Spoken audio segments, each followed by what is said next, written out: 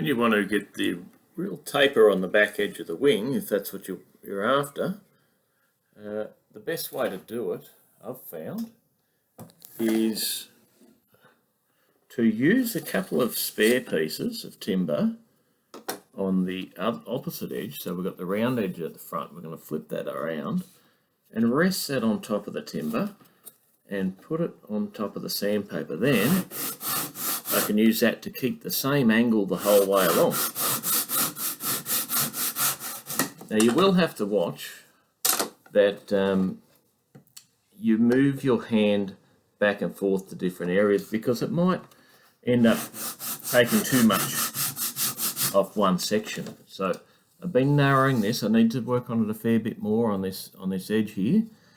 Once I get close, I will then go down to one stick instead of two, and that will be an even narrower angle to get a really nice taper on that wing.